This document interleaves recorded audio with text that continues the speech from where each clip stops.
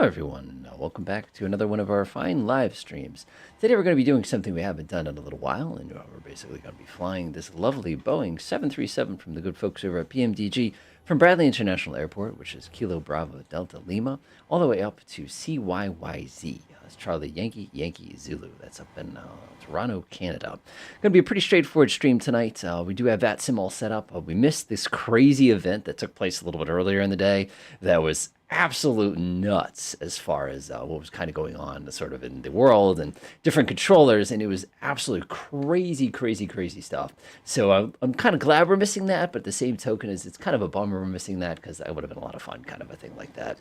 But this is a great time to go ahead and review all the enjoyment that comes in airliner flying, something that I don't do very often. It's just kind of one of those sort of things that comes in from time to time, kind of a piece.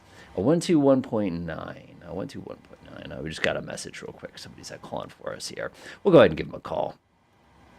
121.9. We'll go switch that over there just like that. It's a Joshua Clayton. This is an individual who must have just popped on the server here to be able to kind of come by. So what I'm going to do is I'm going to get my notepad out and all those other good things, and I get ready to have to get my clearance, which is probably got to be about a mile long. But as I do that, of course, I'm going to go ahead and get some of these other components all sort of ready. Fuel today, of course, we already recalculated this. It's so weird, like doing everything old-fashioned, where you have to like do all the calculations and stuff like that. That looks pretty good to me. About a third of a tank. Payload today, 128 passengers. 128, that's the one, so I need 120. Actually, I need 120 for this one. Go ahead and dial that one as well. 128 passengers looks good to me. Looks good to me. Aft cargo today, 7,400. I actually think that's perfectly fine. My zero fuel weight is supposed to be estimated as 113, 120. Yeah, close enough. I'm not going to change it or anything like that. But what I am going to do is I'm going to close this place up and kind of pull the good stuff that they have kind of hanging off of us right now off. We should be good to actually start off the APU here. I'll go ahead and give that guy a call in a few minutes here. Oh, there we go. APU fired up. Make sure all that's ready to rock. We're going to go ahead and release the down power cart. Oh, of course, we can remove the chocks. And when we do that, of course, we got to make sure we set the brake properly, because we don't want any surprises of the fun things, of course, rolling away or anything silly like that. So actually make sure that's removed. Everything's removed. Looks good to me. We're actually good to go. So one of the things I'm going to do is I'm going to call up Bradley Ground real quick, and I'm just going to ask them real fast for IFR clearance to Montreal. I'm sorry. To Toronto. How many times am I going to do that one? So I'll go ahead and get that all kind of squared away and sort of ready to rock for anybody who want to do this. All right, so let's get my little notepad out. 121.9 is my active frequency. Let's go ahead and push that button. Let's see. All right. Oh, what is our ATIS, actually? Before we do that, we do need to confirm what ATIS is going to be. So I'm actually going to do that real fast. I'm not going to worry about that too much. Let's see here. We'll go over to 118.15. We'll do that over on our other VHF radio. 118.150. Worst part about flying airliners is there's a lot of prep involved, and that's just, I don't know, it's not as much fun sometimes. Bradley Airport information, Charlie 2200 Zulu. Wind 284 at 6. Visibility, 9er. Sky condition, clear. Temperature, 15. Dew point, 1 tree. Altimeter 29.9er2. ILS runway tree in use. Landing and departing runway tree. VFR aircraft say direction of flight. All aircraft read back hold short instructions. Advise controller on initial contact. You have Charlie.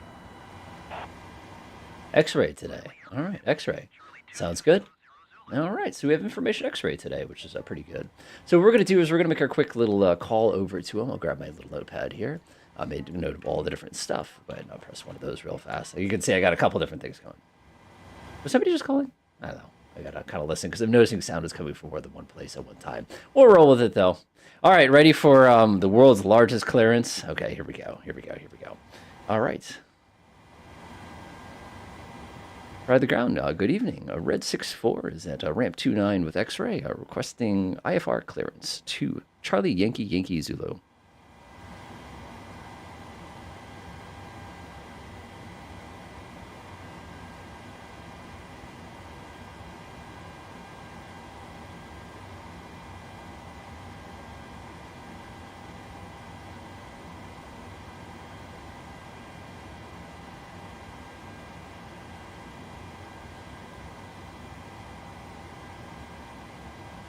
So unfortunately, he just read that all out, and it came through with the wrong speakers on my computer. Stand by. I'm gonna have to let them know that something happened here. Ah, boy, that's I hate it when stuff like that happens. We're just gonna have to say again. I'm gonna switch it to my second device. Press apply. Red 64, Bradley Ground. Bradley Ground, go ahead. We had a sound issue there. Trying to just solve it out. We're ready to copy now. Thank you. Yeah, no worries. You're cleared to the Toronto Pearson Airport via Red Vectors, the Chester VOR. Then as filed, maintain 4,000, expect flight over 38010 minutes after departure. Departure is offline, so 122.8, squawk 1465. 122.8. 1465. All right, we're cleared to Toronto via radar vectors to Chester. We're going to get 4,000 feet, expecting flight level 380 30 minutes after. Our departure frequency today will be 122.8 because tower's offline. Our squawk will be 1465, Red 64. Red 64, the readback is correct. You can contact, contact me when ready for pushback. Yeah, we'll give you a call when we're ready for pushback, Red 64. And Red 64, information X-ray time current. Let me know when you have that. Yeah, we'll take a listen for X-ray. Thank you, Red 64. All right. Nice. This guy, I like this guy. I like this guy.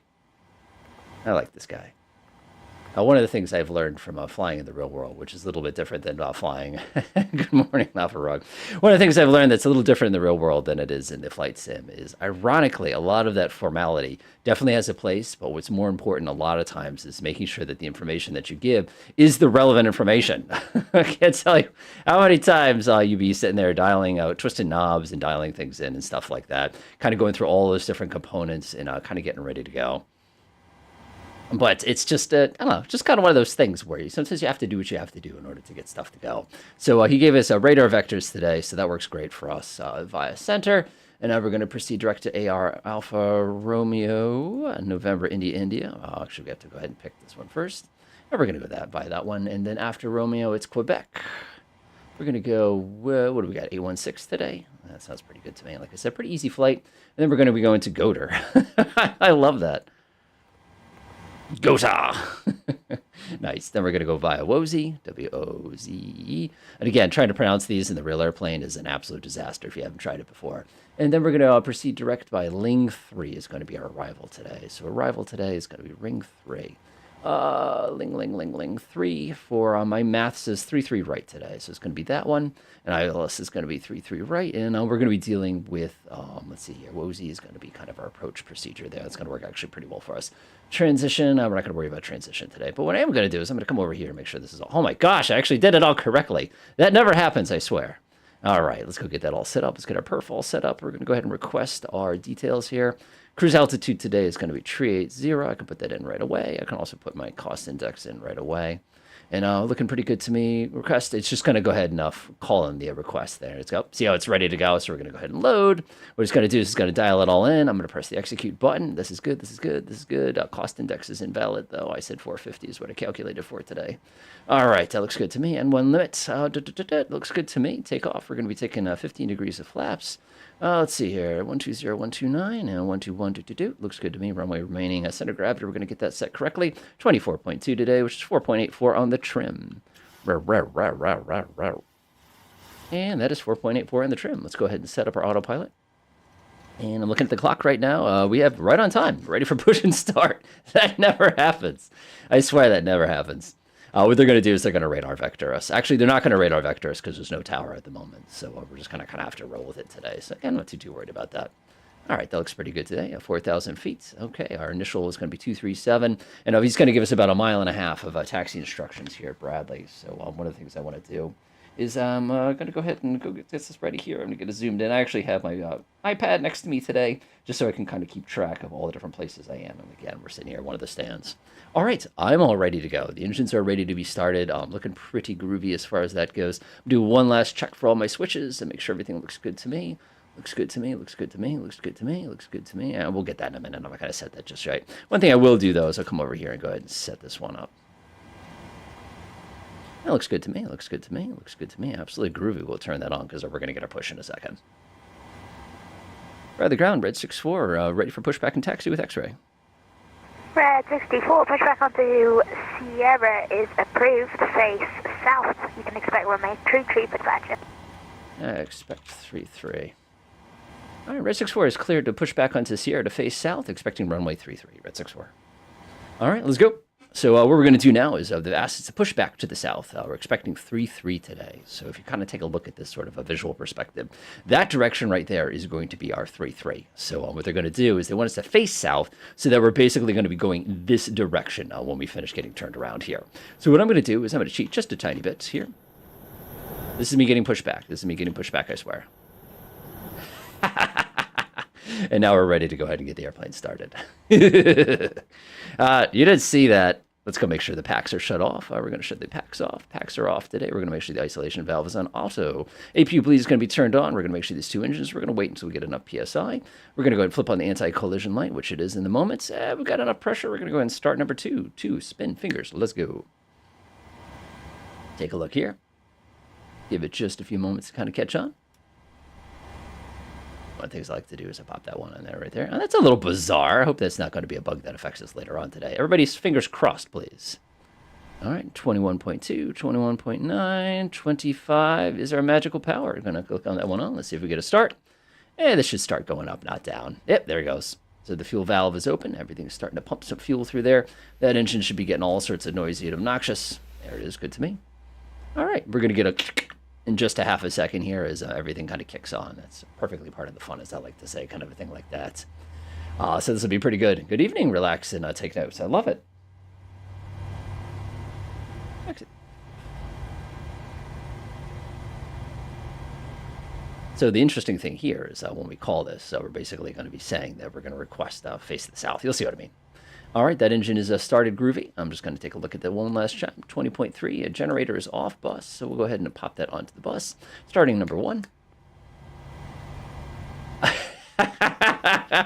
Yes, Rick, we did check the door plugs. We're good. And just to make you happy, Rick, I'm going to come over here and press that button to test my oxygen too, just in case.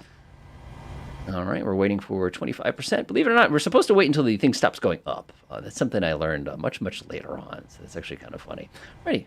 Good to me. All right, we're going to click that on. I'm going to snap myself to the correct position. We're going to get all sorts of warnings and things like that, but like I said, it's part of the fun.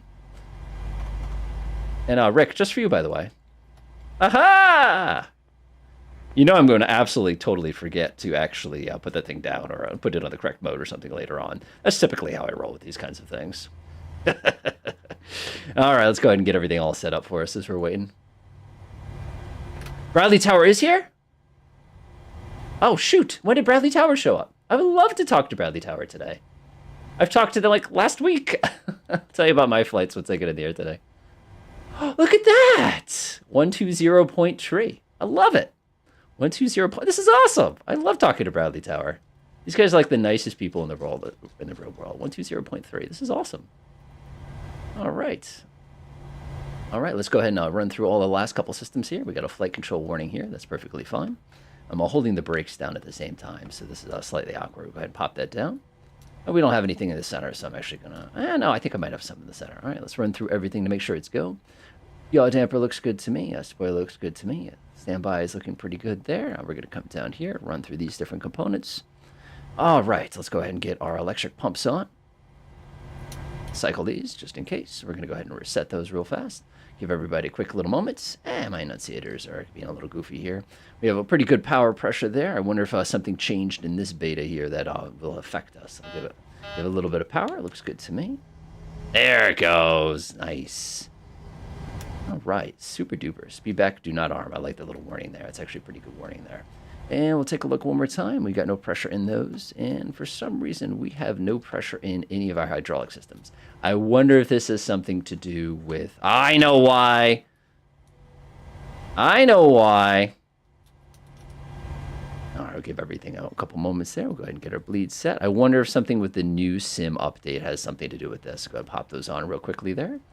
Looking up here, we might as well get these all set too or at it. Looks good to me. All right, we're getting a generator off bus. Both engines are running, correct? They are running. I wonder if something changed. Let me go ahead and do a quick repair just in case.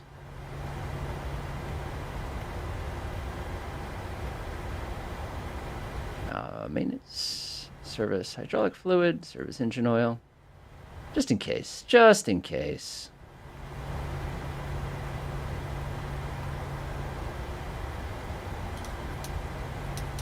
There we go. I knew I forgot to fill the hydraulic fluid. You're supposed to yell at me about this. Further ground, Red 64, ready to taxi IFR to Montreal. Red 64, runway 33, taxi via Sierra. Taxi 2 and hold short of 33 via Sierra, Red 64. Let's go.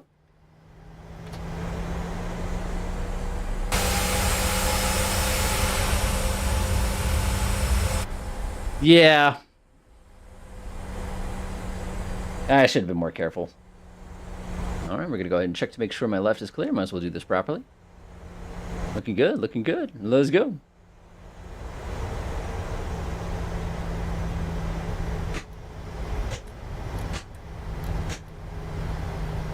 Nah, it looks pretty good to me.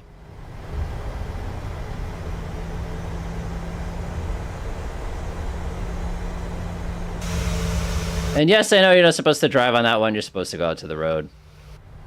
All right. Interesting. That was interesting. I think when I moved the airplane, I broke everything. I've seen that actually happen with this particular plane before. Hebkek. I'm going to have to... Red 64, and local and tower has just come online, so you can contact them now. 120.3, have a great on. 120.3, Red 64. Have a great night. Thanks. You too.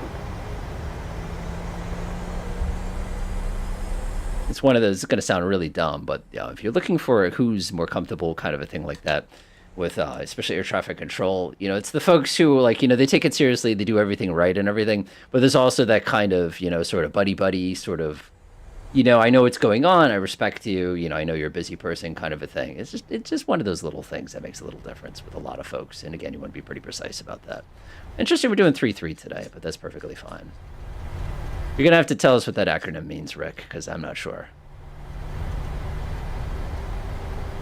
We're going over to 120.3. Bradley Tower, Shermark 131. What's the altimeter? 702.981. No, thanks. It's a very concerning question to ask me on the final. No, I had it set properly. I just kept putting me a little lower than I thought. Ah, thank you, Rick. Thank you. Bradley Tower, Red 64 on Sierra, holding short of runway tree, ready for takeoff. Depart IFR to Montreal. Red 64, Bradley Tower, runway 33, line up wait, traffic, landing, crossing runway. Line up and wait, Red 64, 33. I haven't got to line up and wait in so long. That never happens in the real world. So the trick to line up and wait, by the way, is go as far to the end of the runway as you can. Yes, I know, you won't do this in the real one.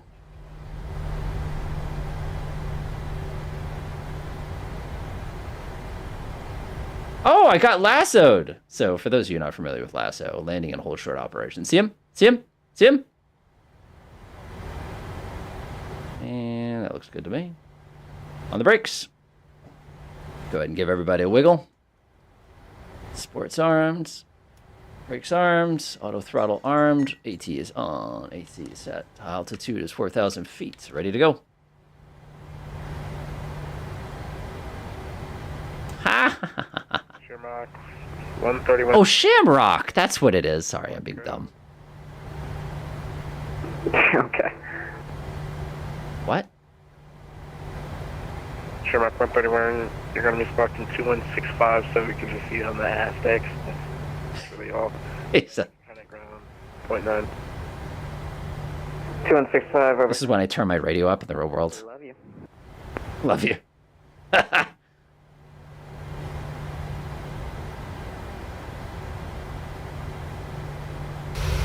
And Red 64. It's got to wait until he's clear.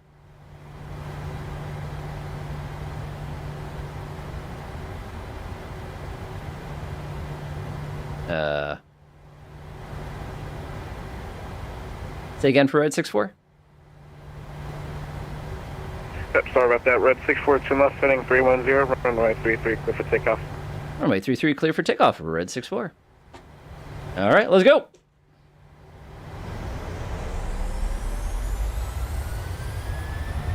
Yeehaw!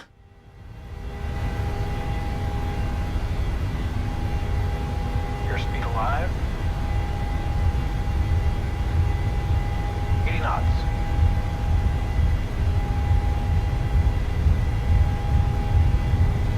Rotate. Need 2. Positive rate of climb. Actually, Red 64 to fly runway heading. Fly runway heading, Red 64.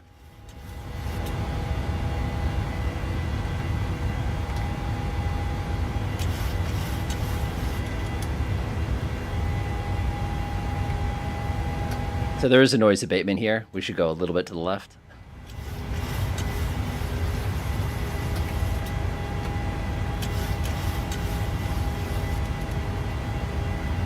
Red 64, thanks for flying out. We'll see you later. Have a good frequency change approved. Have a good day. Frequency change approved. Have a lovely evening, Red 64. Thanks. All right, that's it. So at this point now, what we're going to do is we're going to transition to automatic pilot. And he didn't give us a specific instruction as far as what we need to do as far as turn left, turn right, or anything like that. One thing we did know, though, is we're supposed to be using the Bradley 9 here. And the Bradley 9 basically is 4,000 until they tell us otherwise. So we're going to assume that they're going to tell us otherwise here. And we're basically going to get the party going, kind of a thing like that. So what I'm going to do is I'm going to go right up to 38,000 feet here. And the nose is going to start pitching up in half a second, and then we're going to be on our way. And I can go ahead and tell you about all my fun flying in the real world that I've been experiencing lately.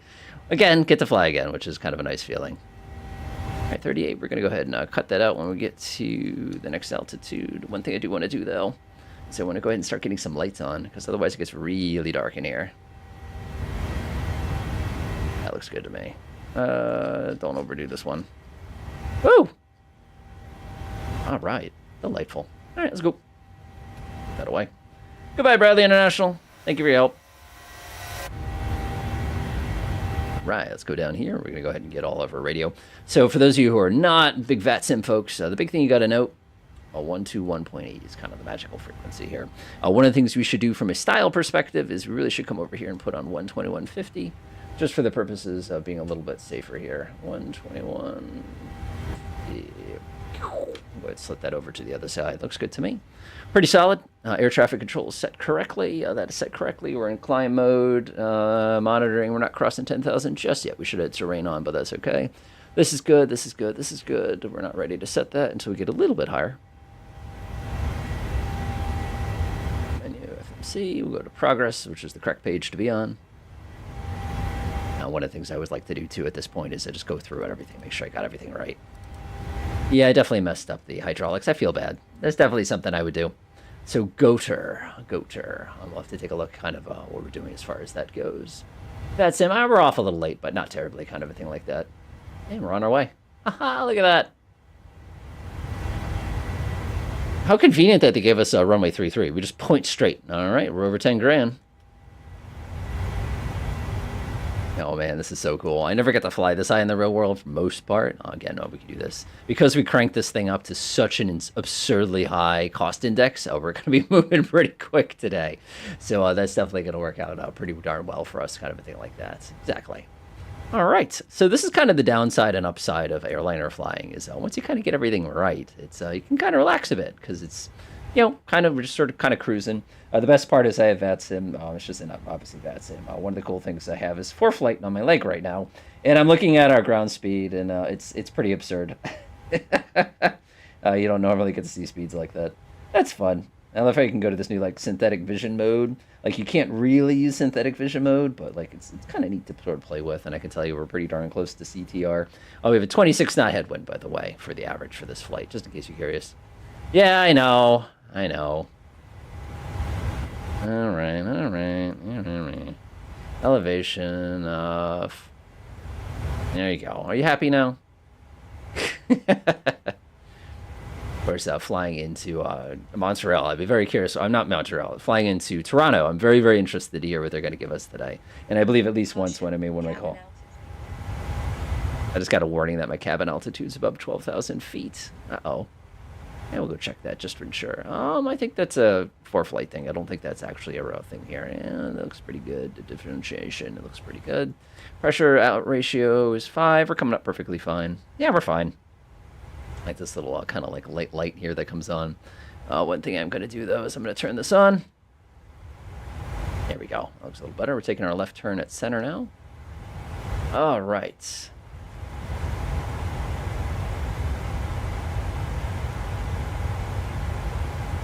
What are you referring to, Matt?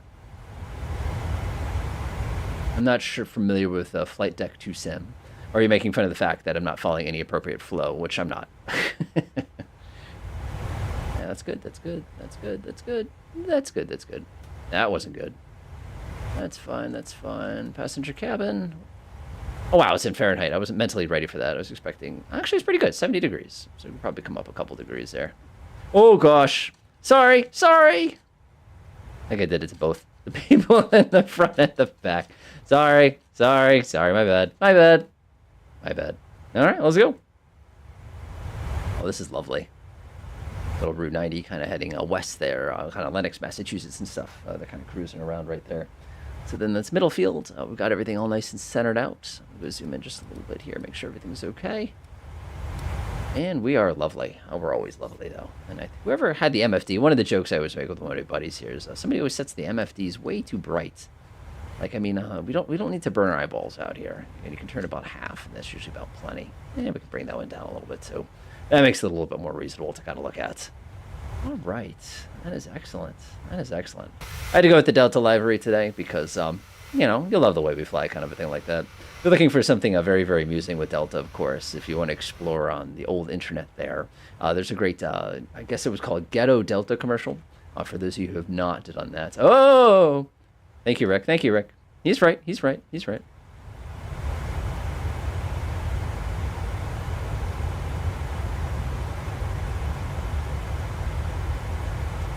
Gotcha.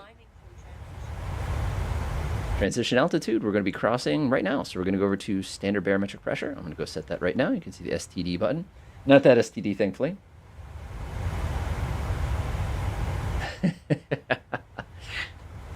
Very good. It's like I have my own little co-pilot kind of cruising around here. So anyway, hello folks. Welcome back. The good old fashioned PGAD come here, kind of doing the thing here. I wanted to do something a little different tonight because we've done a lot of really, really fun stuff lately with a lot of general aviation planes. And there's a couple of general aviation planes that are actually coming down the pipe that we're going to get to experience. Namely, my favorite ever, the Beechcraft Duke. Ube! I'm so excited for that particular airplane. I really am. That's one of my absolute favorite general aviation planes out there, kind of a thing like that. Yes, yes. Exactly. As someone who's an actual professional, which I'm not. Well, the joke there is anything general aviation, yeah, I kind of am. But when it comes to airliners, it's all hypothetical. I definitely do not have my level 1 medical certificate. I don't have my ATP. I don't even have my commercial, to be honest.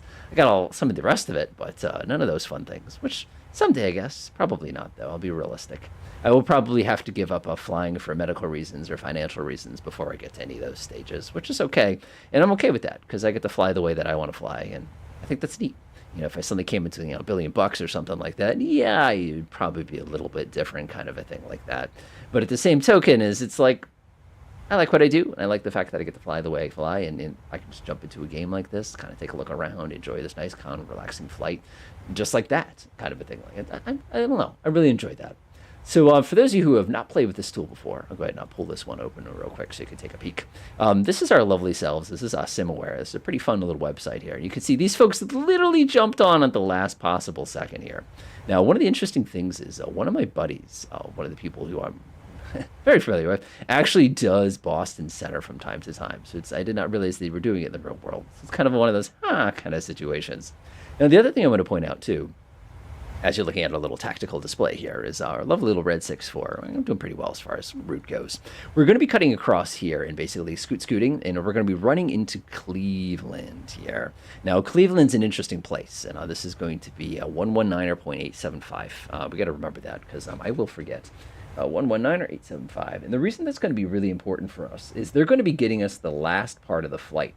They're not going to be clearing us to land because it's not technically their region, but it is going to create a rather interesting. Oh no, look at this. What's this? Never mind. Are you folks doing something? Because I would love to think you're doing something. No, they just have an event coming up. All right, I got excited. Otherwise, like I said, they'll basically give us clearance through this particular region here, and then what's going to happen when we pop out is they're going to go ahead and probably clear us. They'll say, start descending to 14. There's no frequency. Call these people XYZ. That's probably how that's going to go, which is perfectly fine. But it's, like I said, kind of interesting how that's going to kind of shake up. So I'm curious about that one, sort of a thing like that. Let's go ahead and do one of these things. We love the traffic. New Jersey 08. Delta 6605, contact Chicago Center 133.3. Feel flare, we love the traffic. Oh!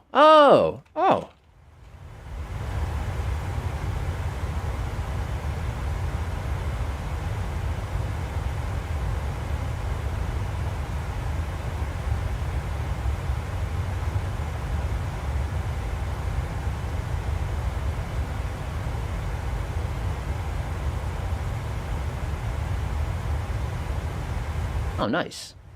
Oh, okay. I'm very spoiled right now.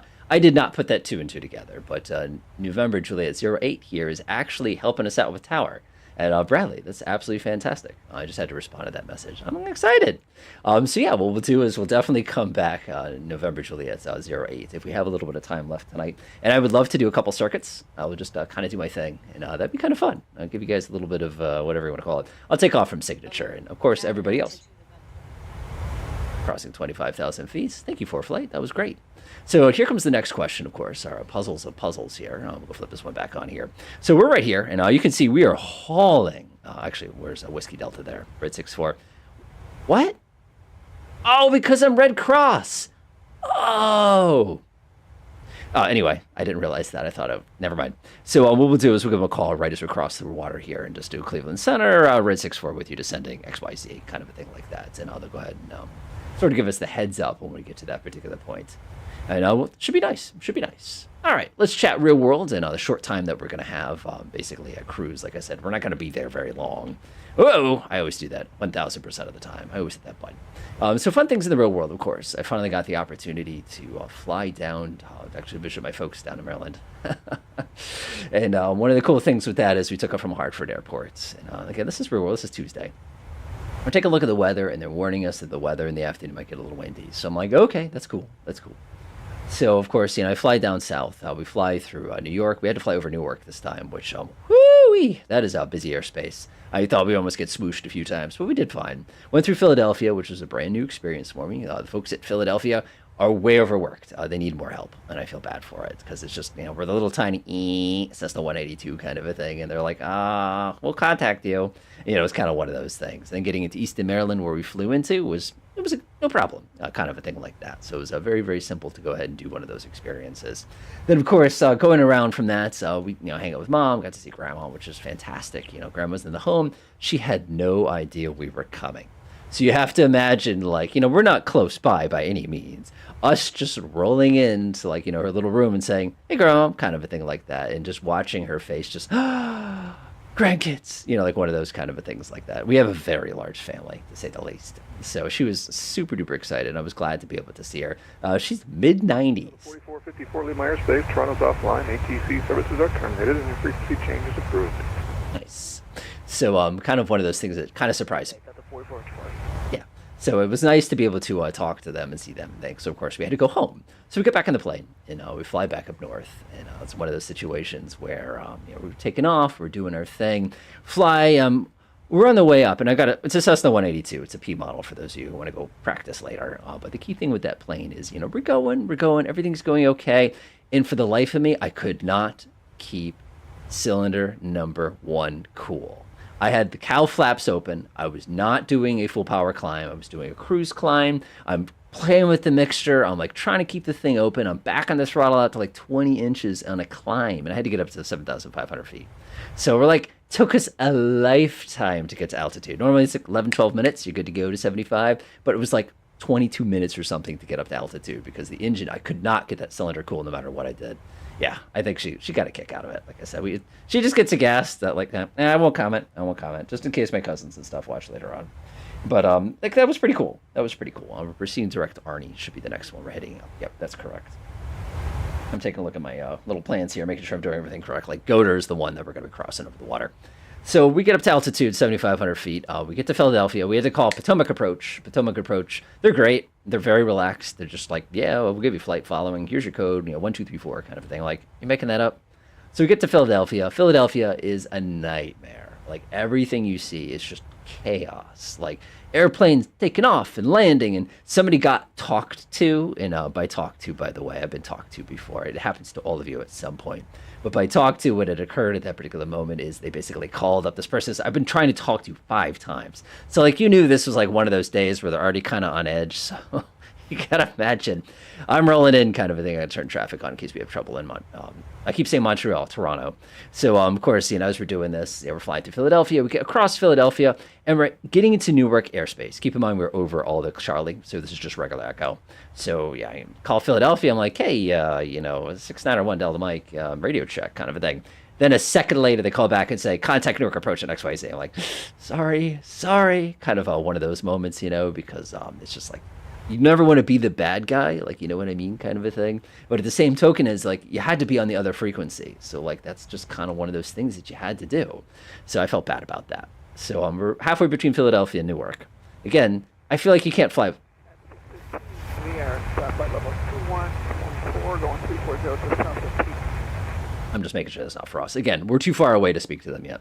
So, of course, we come down, and we're doing our thing. And we're looking everywhere. Traffic is everywhere. They're landing like 4 left or 4 right at Newark. So it's just a constant conveyor belt of airliners. Like, I've never seen so many Piedmont or Spirit. By the way, one of the Piedmont airplanes had a pressurization problem. I had to go back to Philadelphia. Haha, I heard that live. Anyway, it doesn't matter, just showing off. But what, of course, they did is... Center, hello. United 903 climbing to flight level 300 out of the... Oh, no! My volume control! 70. So anyway, so what had happened is we're cruising. All of a sudden, both the GPS and the plane, we have a GTN 750 as well as ForeFlight, goes boop boop, traffic less than 1,000, and it said to our own, it was 9 o'clock. So we both go like this, and this Airbus just goes whoop like this right over the top of our plane. And it was so close to us that I could see the individual tail number as it went by, and you could like see like the landing gear, like this grease marks underneath where the engines were, and we were just sitting there going, oh, 615 radar. like one of those kind of moments, like we were shaking because it was that close. It was less than 1,000 feet. And the worst part is TCAS didn't even warn us. It just, bam, there it was, kind of a thing like that. It was terrifying. So then, of course, so we get through Newark. Newark was great. We get through New York, no problem. We get into Connecticut. So we're flying through Connecticut at this particular point. And Connecticut, for whatever reason, it was getting colder in the airplane. Again, 7,500 feet. So we pull the heat out. For those of you who don't know the heat on a Cessna 182, a millimeter of heat is enough to cook something. Like, that's all you need. So I pull it out a little bit to warm up. And all of a sudden, the plane starts doing one of these things. And again, I'm exaggerating a little bit here, but that's what it felt like. The bumps were hitting so hard in the plane that it caused my earmuffs and my headphones. I've got some really nice ones. And it was one of those graduation presents things. And every time you'd hit a bump, you'd hear everything get louder. It'd go, buh, buh, buh, buh. And it sounded like somebody was ramming the tail with a hammer. And I'm sitting there, and again, the plane's shaking around. I look over at my wife, and my wife's starting to do the uh-oh kind of a thing. Not that she was going to, chunder or anything like that. Great word, by the way. But, she's starting to get a little kind of nervous. You already shooken up from the Airbus. And I'm like sitting there going, this flight's getting good.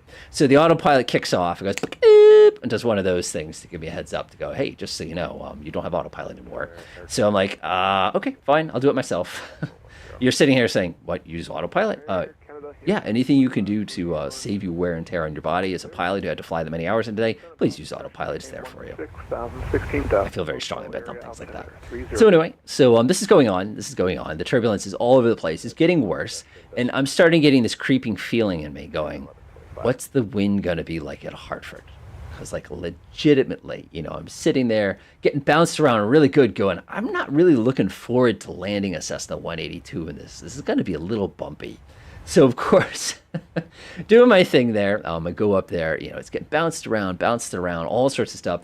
I call the ATIS for Hartford. They call back and they're like, the wind is 300, 21 knots, gusting to 27 knots. And I'm like, oh. So for those of you not familiar with Hartford, let me go put this one into a perspective here for you. Hartford runway, it goes 2 or goes 20 is the big one. 300, as you can see very clearly, is a pure crosswind. And not only was it a pure crosswind, it was 21 gusting 27 crosswind. Keep in mind, I have to go home. Like, you know what I mean?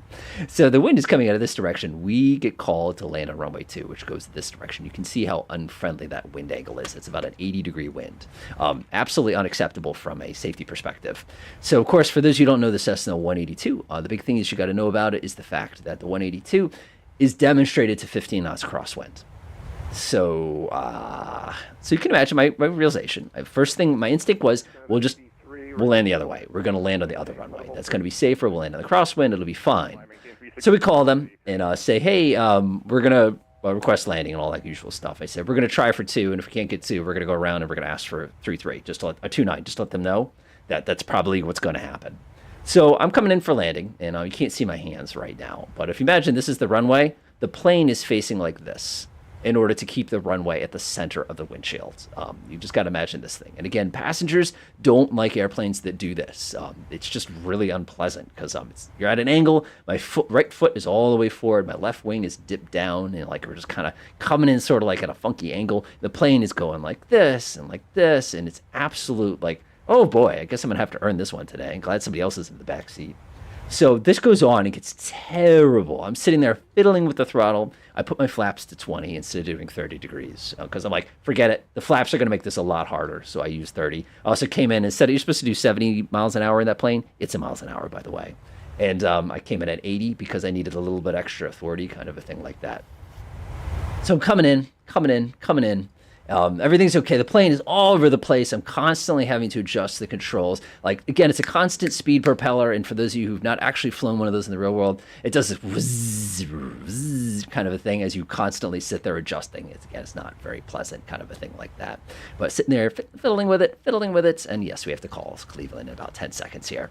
So I get down, I get over the trees, and the whole plane jumps up 50 feet in the air. Like, like when you get slammed in your seat by something, like you hit a bump on like a curb or something, wham, and all of a sudden we're 50 feet higher than we were. I'm like, oh my God, I'm not going to die today. So coming in, we go over, there's the poopy plant. That's what Mom would call it, but it's the poopy plant, I'm sorry. We go over the poopy plant.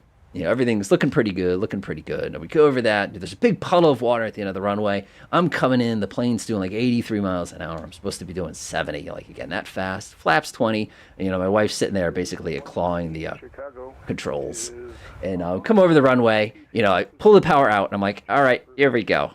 So we come over the runway. Again, here's my runway here. So we come down here like this, kind of a thing like that. The plane goes, one of these. Then you go forward, and then it gets blown sideways. Now, if you look down the runway, if this is our runway here, this is my rectangle, my runway, the plane's coming down, all of a sudden the plane goes whoop, and then it gets pushed up 50 feet, and then it goes whoop, doing one of these things, kind of zigzagging down the runway. And I'm sitting there going, like working the controls, and this stall alarm starts making this little chirp, chirp, chirp, chirp, because a 182 stall alarm, if you hit a bump hard enough, it sets off the stall alarm. Safety feature, I guess. It scares the absolute pants out of me, kind of a thing. So I'm sitting there fighting that. And then we're like 6 feet off the ground. And I'm like, come on, kind of a thing like that. The plane's getting a little slow. It starts to get really sluggish, like I'm running out of elevator, like my foot's like all the way up forward, kind of a thing like that. So we get down about 6 inches off the ground. And I'm just sitting there going, kind of like clenching, getting ready for this scratch noise or something like that. I'm ready to give it full power for it to go around. And then all of a sudden, the back 2 tires just catch the ground. And they don't catch the ground like hard, like we're going to bounce hard, but they catch like kind kind of like almost like a sideways skid, not side loading the gear, but like they hit like, I think like almost like a 15-degree angle off the center because the crab effect, or not the crab effect, the crosswind's so strong. So I lower the nose gently and I ram the left aileron into the wind, basically trying to keep the left wing grounded while I'm playing with the foot and I'm jamming it and I'm pulling it and doing all these other crazy things, desperately trying to keep this thing under control. Keep in mind, this all took 5 seconds.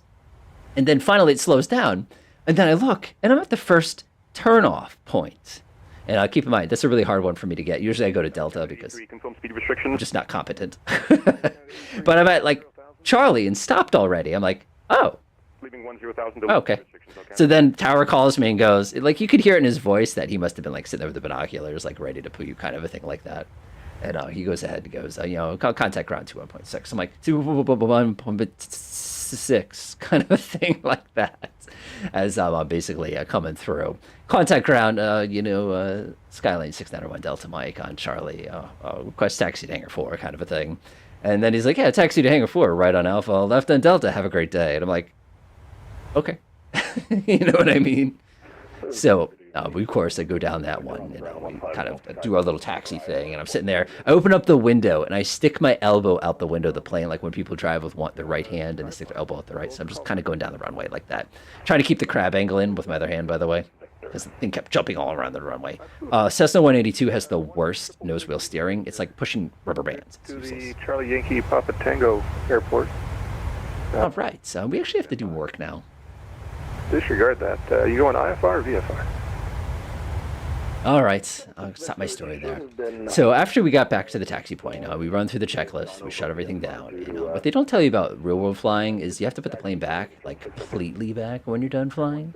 So, of course, we park, grab the little metal cable, you stick the little metal wheel into the front, you sit there and twist it. You're pushing a 3,000-pound airplane yourself with somebody in the plane still, trying to adjust it. You're trying not to ram, and the wind's pushing, and your controls are banging back and forth. You're kind of trying to figure this all out.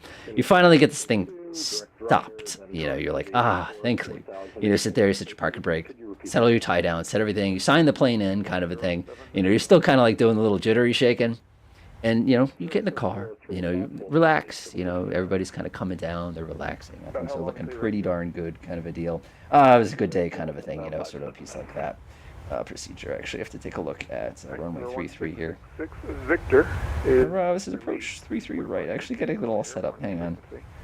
And release void, it's not off by 2359 Zulu. Time now 2339 and 3/4.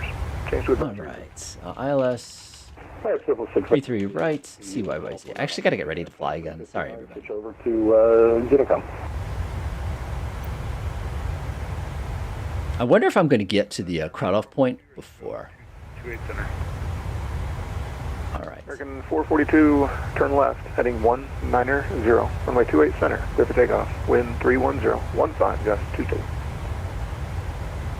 190, 28 center, clear for takeoff, American 442.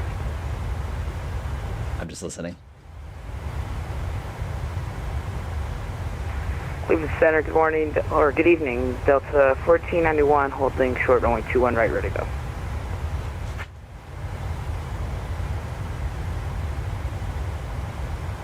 But a 1491, RNAV Joe Lou, runway 21 right, clear for takeoff, wind 280, 12, gust 20. RNAV Joe Lou, runway 21 right, clear for takeoff, Delta 1491.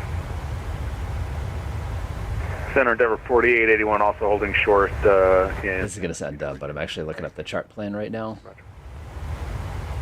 All right, everybody. I gotta like do the pilot thing here. ILS 33. There we go. Cleveland Center, United 903. Is it okay if we step out of the cabin for like 20 minutes? At 903, yep. As long as you're back before Zamla. Oh, we should be back before Zamla easily. 903.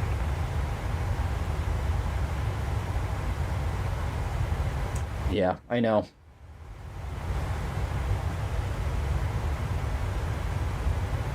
$58 nautical miles. Thank you, Alexat. I appreciate that. And my current... 903 is stepping out of the cabin. Okay. What I'm doing at the moment is I'm just getting all my frequencies all set up and ready for descent. We also got to call Cleveland Center in about 2 seconds here. I'm sure they're going to love to hear from me. Endeavor 4881, runway 21 right, line up and wait. Line up and wait, 21 right, 4880.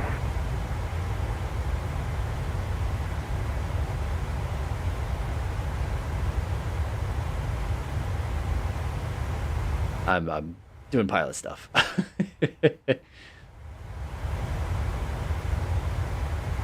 All right, ILS 33 right is going to be to the right. ILS 33 right is 11030. Got it.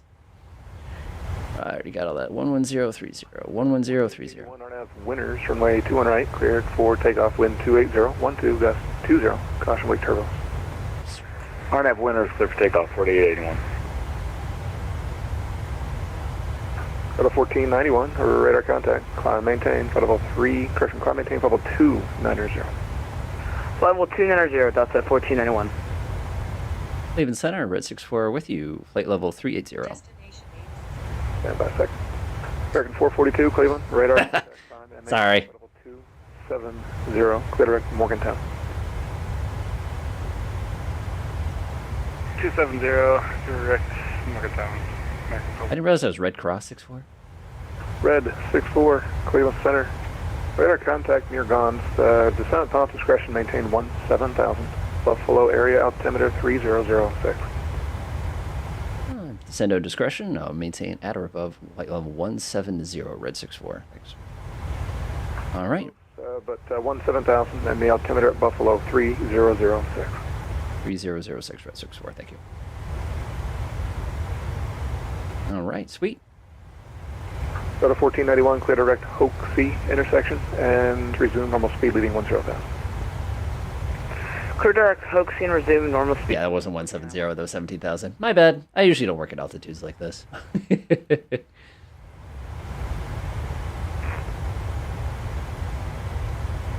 All right, now we got the fun part. Canada 1125, nobody home at Toronto. ATC services are now terminated. Frequency change is approved. There's a couple targets there at Toronto, so catch you in the car.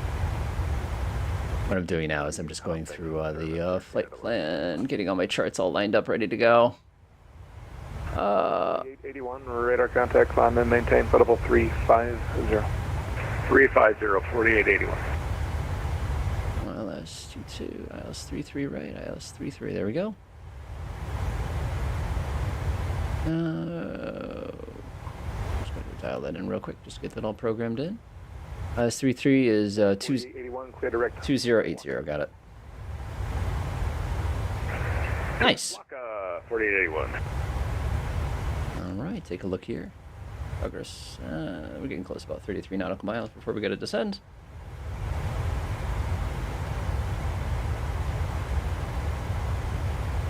One thing's for sure, we are moving.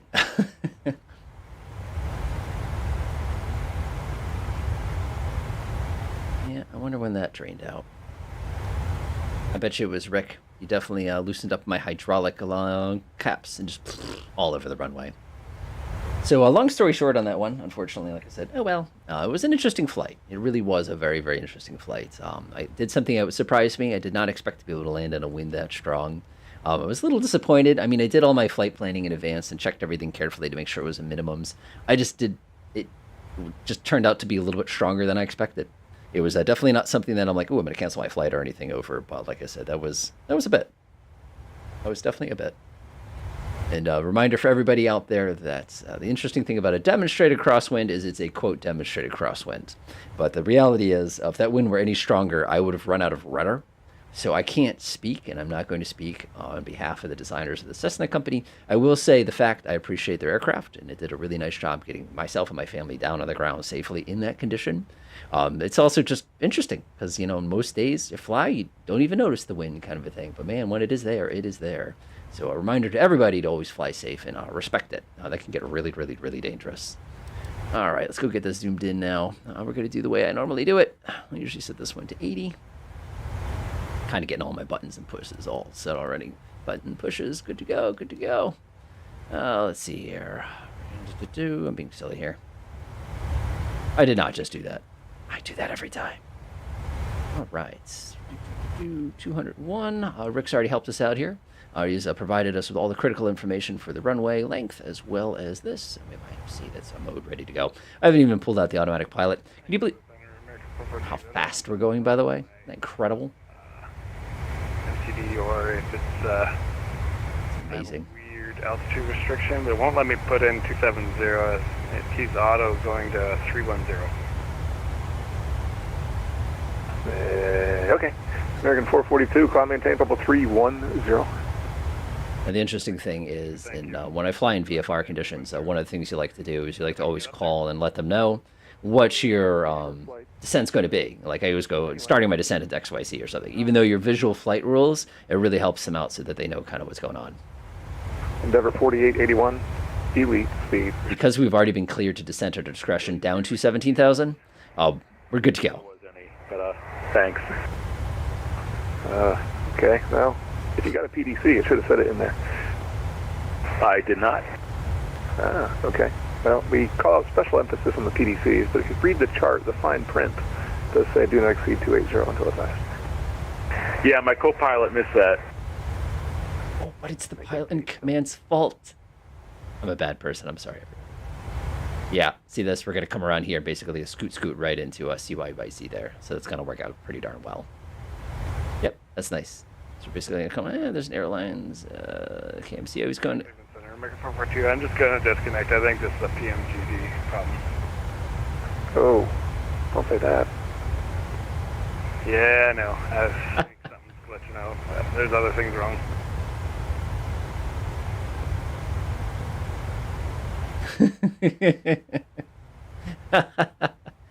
Oh well. Clear Center 666 Victor, back with you through 1.9 for 4. You know when that happens. There we go. All set. Nice. Looking pretty good. Looking pretty good. Go on, Cleveland. Who was it? Center 666 Victor, now through 2.1 for 4,000. Back with you. Number 1666 Victor, Cleveland Center, squawk guide in.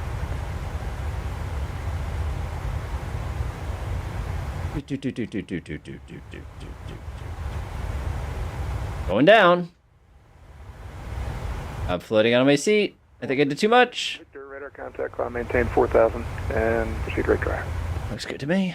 4,000 direct dryer for 666 Victor. We got that set up. We got that set up. We got that. 83, Indianapolis is offline. ATC terminated, frequency change approved. If I go to Unicom, thanks for the help. Have a good night.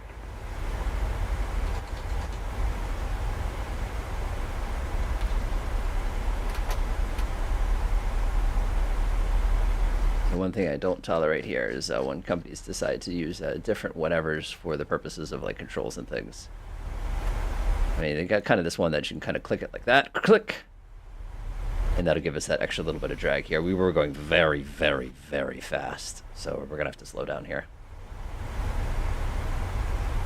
All right, we're gonna enjoy that nice, relaxing descent.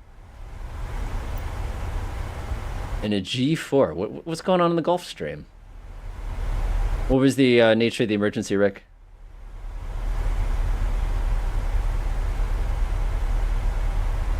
One thing I want to look for is to see if these start spooling up. That means that we don't need drag anymore.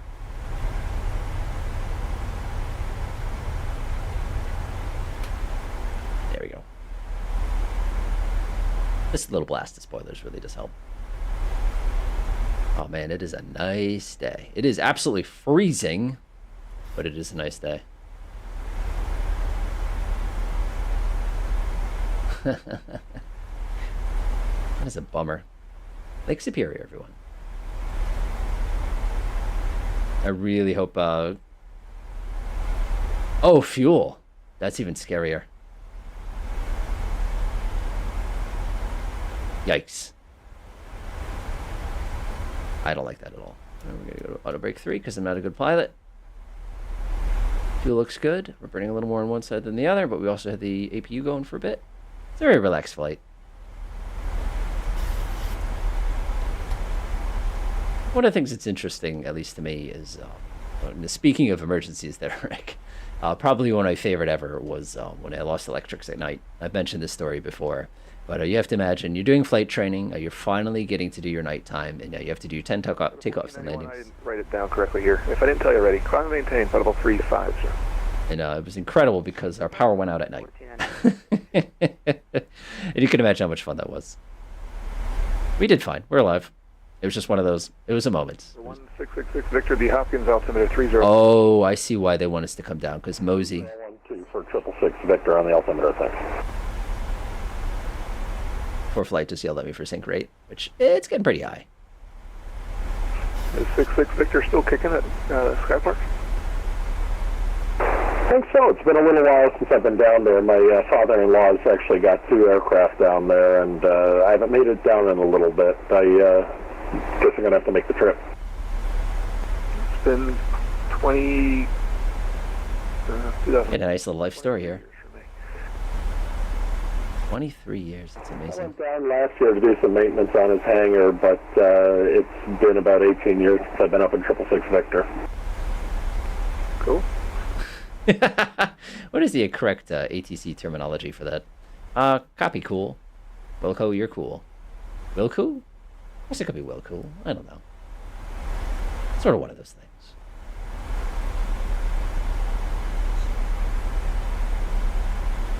Yo. Just gotta check that, make sure everything's looking good. Running through my pieces real quickly here, making sure I'm not missing anything. The passenger cabin got really hot. It's gonna be a lot of whining customers for this. Get back to auto, that's fine. No, this looks good to me. I don't have overspeed. I'm good. Oh, somebody's following me. Ow! Oh, so sorry I don't have live traffic on, by the way, because unfortunately the problem with live traffic in VATSIM is they fight each other in not a good way. And I found out kind of the hard way a few times there. Now, the reason he's keeping me at 17 is because Wozy's 17, so he's being gentle to me here. What's going to happen is we're going to take the right turn, and then as we come out of that right turn, they're going to go ahead and switch us over there. You shall see. All right, so we need star 433 right. There we go. Just making sure I got all... 1705, Chicago's offline, ATC. Services are terminated. Frequency change is approved. Enjoy the rest of your Saturday. Thanks for your service, and we'll monitor traffic 1228, JetBlue 175. And don't forget that in the USA, we're not using 228 anymore. We are using CTAF. So type in .CTAF, C-T-A-F, space in your ICAO arrival airport, and you'll get it. Huh. Okay, it's been a while since I've flown in the US. Thank you for that. We'll try that. So JetBlue 1705.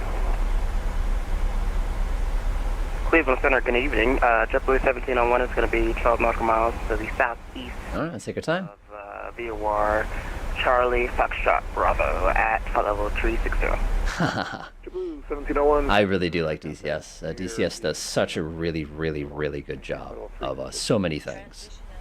But one of the things that For 1701. kills me about DCS naturally is JetBlue 1701, clear. I can't fly anywhere.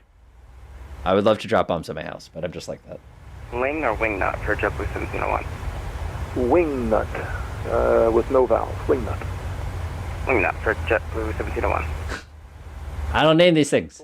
Toronto's offline. ATC terminated. Frequency change approved. Looks like there's 2 aircraft circling for Pearson, so suggest you go. All right. Frequency change approved. We'll flip the ATC of the box over as well, and we'll keep an eye out for the traffic. Thanks for your service, Red 64. Not standard for... 81, Toronto's offline. ATC terminated. Frequency change approved. Okay, Unicom, we'll see you. Thank you. All right, Unicom, here we go. This is going to be chaos because we have a bunch of airliners all showing up in Toronto at the same time. Oh, this has got to go great. So let's see exactly what we've got to expect there when we get there. Flight America, I tend to stick to the European. It's great to hear, SNR. It's nice. I don't do a lot in Europe. We have done things in VATSIM in Europe, and I've embarrassed all of America with my incompetence many times when I've done it.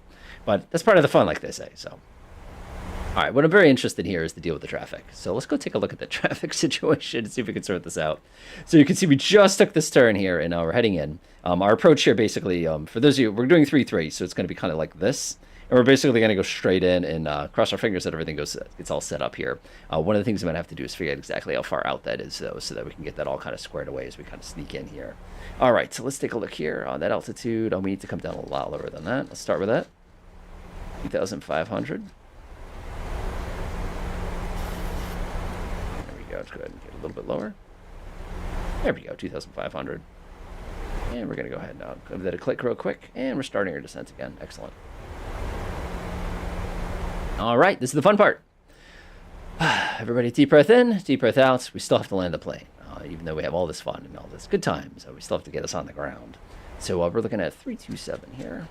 Get this all set. We can actually do 330. That's fine. Looks good to me. I'm going to get that set up on both sides. Rick, so you know, we've got everything all squared away down here. Elevation is set. The length of the runway is set. The glide slope is set. So we're good to go as far as that goes. So what we're going to do is we're just going to give them a quick little heads up here on CYYZ here. Center, let's see, we're on the correct frequency. Leaving airspace. CTAF. Chord. Okay, sounds good to me. This will be interesting. It's weird to fly airliners. Like, I know that sounds dumb, but it's not my usual thing. Which is fine. It's just, like I said, just not my usual thing. All right, so let me go take a look here. Of course, here's a real joke, is that the 777 from PMDG is coming out soon.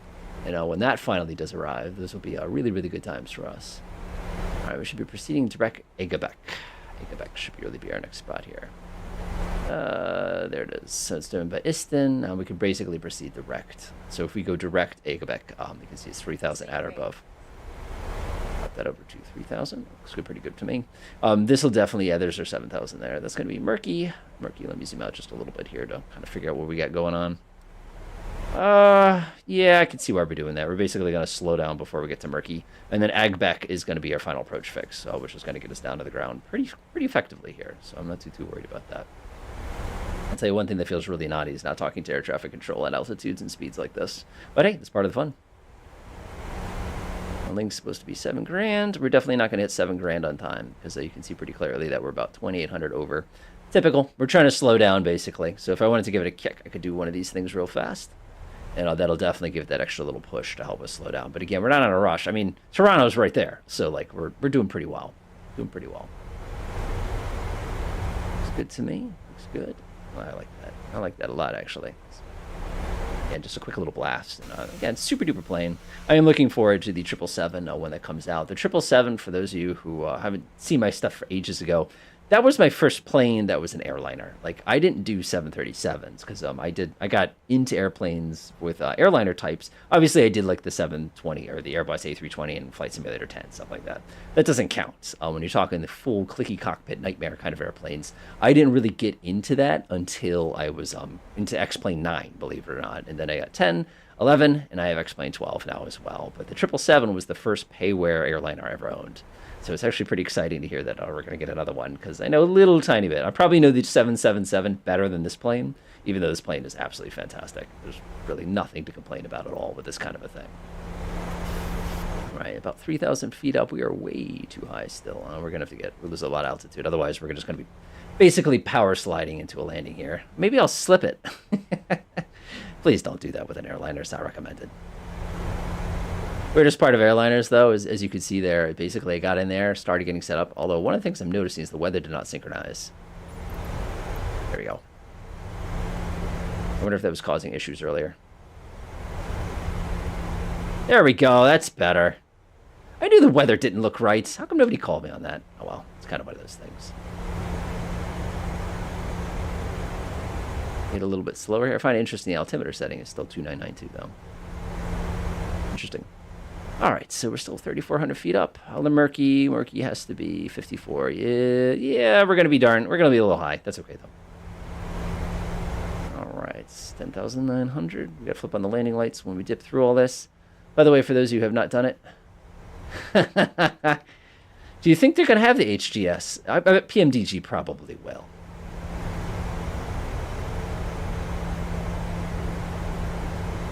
There we go. You have to tell me, Rick. Let me ask an impossible question. Maybe you can answer this one. We have the guy who does the heads-up displays in our chat right now. Rick. So one of the issues I have is I drive a car that has a heads-up display. And the heads-up display is projected right here on the windshield, which is pretty handy. Now, if I move my head like this, the heads-up display naturally kind of goes up like this. I look down. But one of the things that it does is it draws lines based on, like, you know, where the road lines on the road are and stuff like that. Like, you know, if you're crossing a line, it'll actually show you an orange line on it, kind of a thing like that. So the problem is my head isn't perfectly lined up with whatever they think middle is. So the problem is when it draws it, like the road is over here and then the line is over here, kind of a thing like that. So how do they center their heads in the display so that that's done correctly? That's my question for our expert here, because I've always been curious about that. I know how they do it in an Apache, but these are definitely not Apaches, so.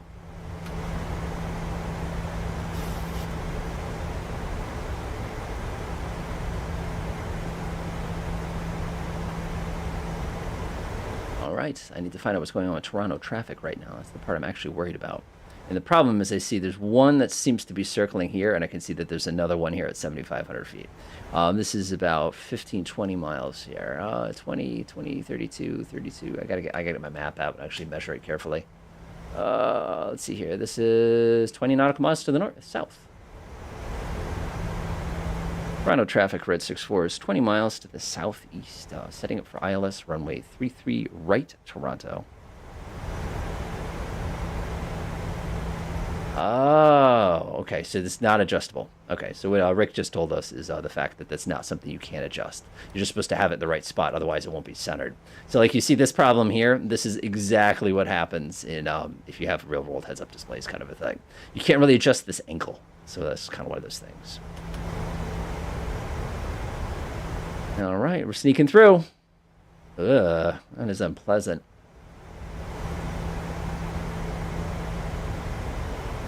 Yeah, that's extreme. It wouldn't move this much in the real world. It's basically locked to my head.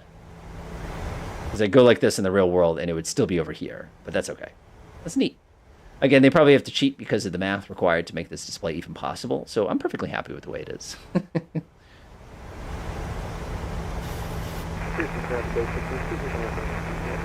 I didn't catch any of that. I'm listening. See if I can hear him again.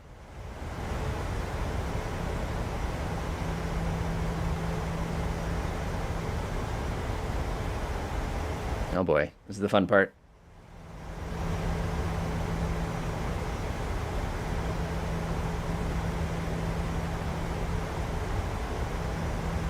We have to keep a close eye too to make sure nobody shows up for like tower duty while we're on approach. Oh, look at how pretty that is. See the runway?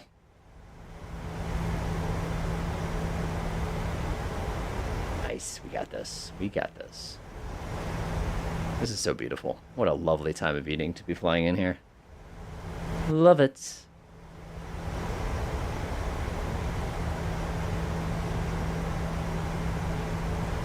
Oh.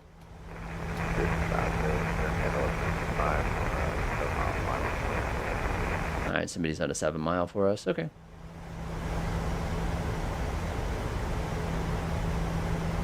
Toronto traffic, red 64 is type 737, about 50 miles to the southeast. Setting for ILS, runway 33 right, Toronto.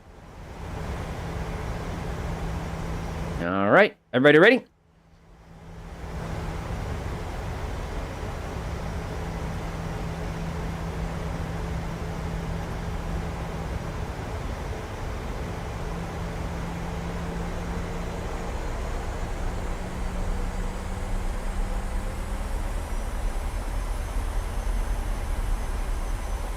All right, let's do it.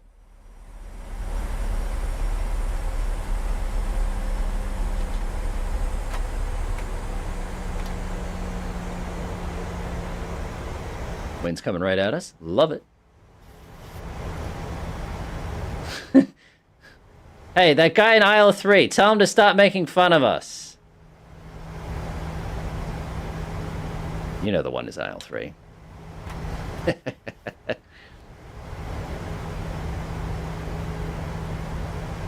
What I'm kind of surprised with here is, let me look at something real quick. Let's Sky Vector. Again, this is the great thing about airliners, is you can do stuff while the plane's doing stuff. Of course, the consequences to not paying attention is vastly more dangerous. It tends to be a lot more deadly as well. 112.15.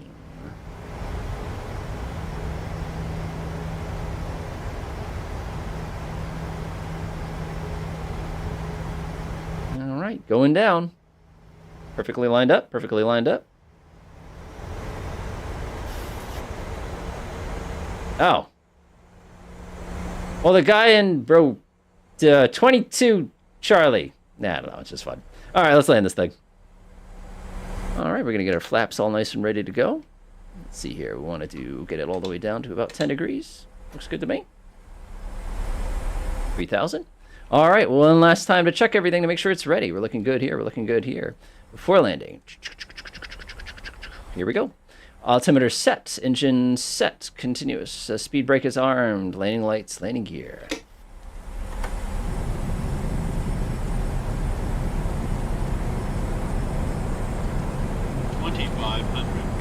All right, let's do it. I just got 2,500 both on for flight as well as this at the same time.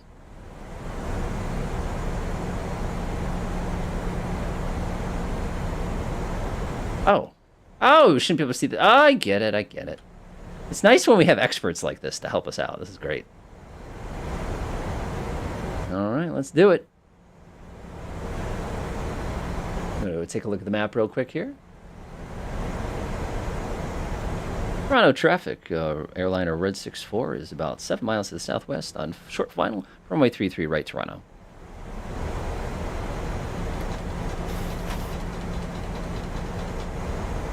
Here we go. Look at that beautiful sky.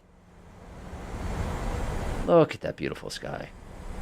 Toronto traffic, Air Canada 59, pushing back off of 163, pushing start.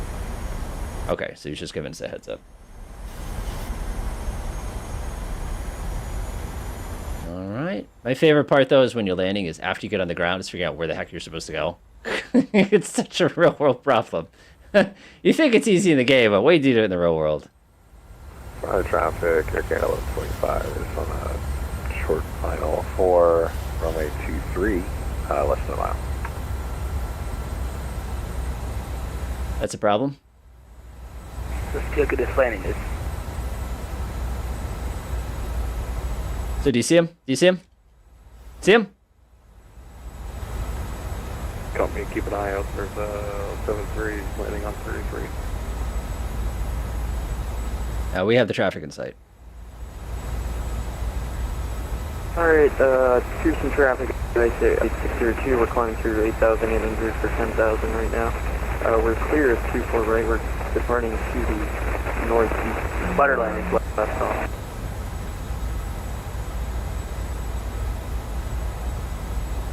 Nobody saw that.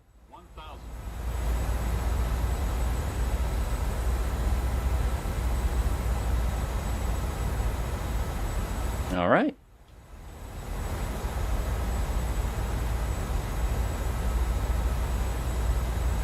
Nobody saw that.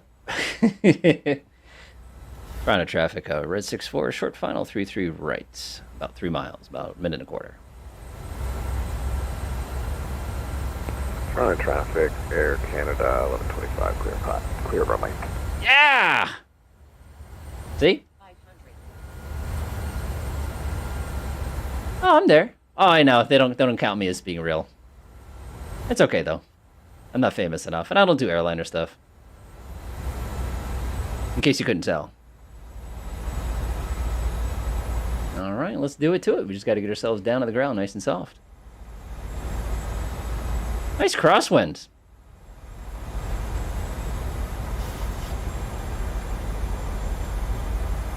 Captain, maybe we ought to turn on the searchlights now. No, it's exactly what they'll be expecting us to do. 100. I hate the head position of some things. 50. 40. 30.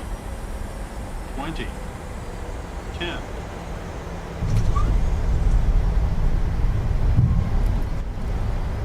Nah, it's not gonna be butter.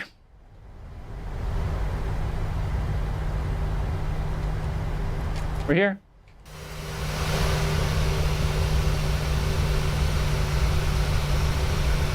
Ugh. I know it was Colonel Von Stutterbug. Literally terrible, terrible timing for that. Ugh. We're here. Nice landing and hold short operations here. So one of the things I like to do here is whenever you're doing any of these, is as soon as I leave the runway, actually disconnect. But I'm going to give everybody a quick thing. Toronto traffic, red 64, clear the traffic. Clear the runway. Toronto. Ha! Clear the traffic. Just like that, we are clear. Nice!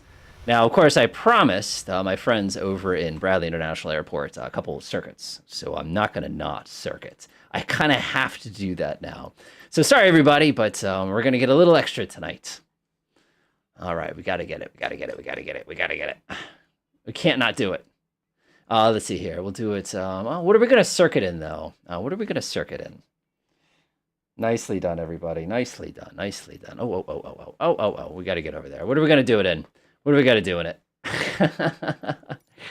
All right. What are we going to circuit in today? We should do something interesting just to make it kind of fun for them. We could do the Mooney. The Mooney's a pretty good one to do circuits in. There's so many good choices here. I got to debate. I mean, the Cessna 172 would be too predictable for us. The Diamond's actually a really good choice to do circuits in. That could be a fun thing to do some circuits in. I don't know if I want to do circuits in that one, though. That could be a little mean. Let's see here. What are we going to do some circuit? That was terrible. Way too hard on that back wheel. Let's see here. What are we going to circuit in today? P51 could be pretty tempting. Oh, man. What are we going to do? The Cap 10. Yeah, right. We got to go bother these folks. This Cessna 172 is so tempting. What are we going to do today? That could be kind of fun to do some circuits in that one time. All right. Have a good one, Lexat. Yeah, we're getting a little bonus here for those of you who are still with us. I'm going to do some quick little circle. Oh, that could be fun, but that's a lot of work to fly that plane. The Bonanza. Let's do the Bonanza. Bonanza's a great plane. That's plenty of fuel. Keep it nice and heavy for us. Let's go head over to Bradley International Airport. We're going to head up to Signature. The Dornier 10. You want me to do the Dornier 10? They're going to be so mad at me if I do the Dornier. I don't think they're going to like this one. No, we're going to stick to the Bonanza. We're going to stick to the Bonanza. All right, have a good one, Virus.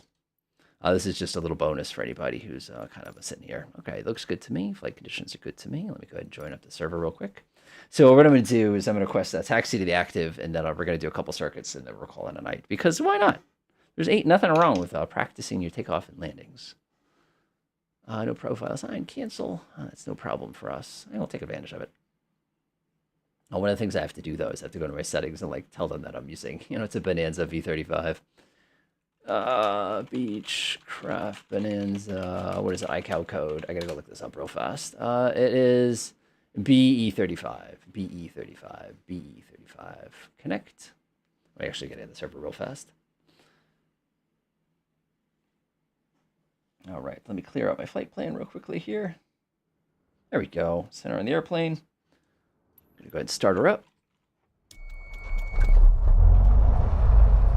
And we're going to do Beach 35. Connect. All right. Let's do it. Oh, look at how lovely of a day it is now. This is going to be fun. Just flying circuits just because we can. That is awesome. All right. Let's go get that frequency all set up there. We need to find out what code they're on at this particular point and what runway they're using.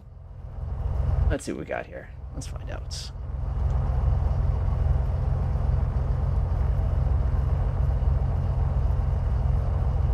I'm getting nothing.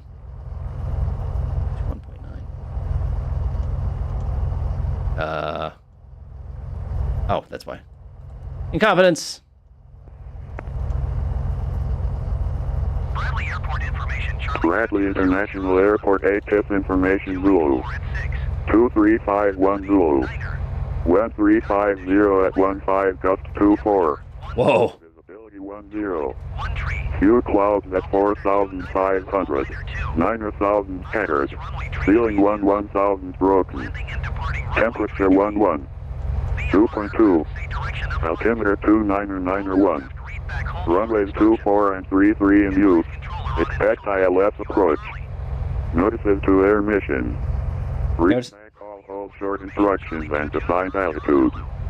Highlands information for CTGO area available on flight service station. That's what they sound like. Initial contact. You have information Zulu. It is Zulu. Altimeter 29er. Nice. 121.9. I gotta get everything scooted up here. 121.9. Hey, I'm gonna enjoy myself. 12190. Whoa. 121.9. This is more stuff I do in the real world, so it's easy. 121.9, and Bradley Tower is 12030. I've talked to them enough times in the real world. 12030. Do you think they're going to be mad that I call for close traffic? Rather ground, Beechcraft Red 64 is at signature with information Zulu on requesting taxi close traffic. Red 64, Bradley Ground, hello. Would you like runway 24 tree today? 33 if possible, thank you for Red 64. Red 64, runway 33, taxi via Delta Sierra, I'll show runway 24. Delta Sierra. Taxi via Delta Sierra for Red 64 for taxi to and hold short of runway 33 via Delta Sierra Red 64. Delta Sierra. Now, one of the things that 600, confirm squawk, mode Charlie.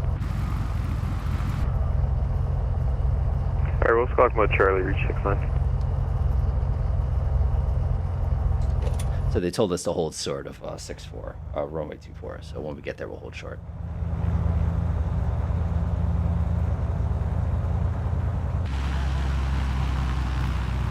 Beach 69 cross runway 24 on Sierra, continue taxi via Sierra. Cross 24 on Sierra, continue Sierra, reach 69. So what you don't see here is in the real world, this is actually how you get onto this particular taxiway.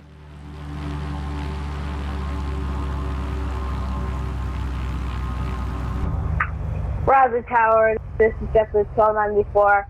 We've pushed back from the gate, but we're my whole plane just shut off, so I'm gonna need quite a while. Roger, W1294, south. This is a taxiway. Delta 4927, are you on frequency?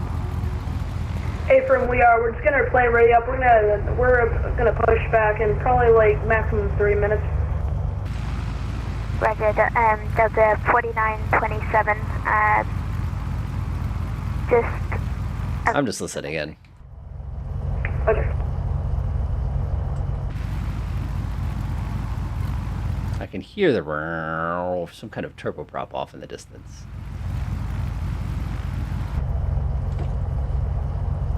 So they said hold short of 24.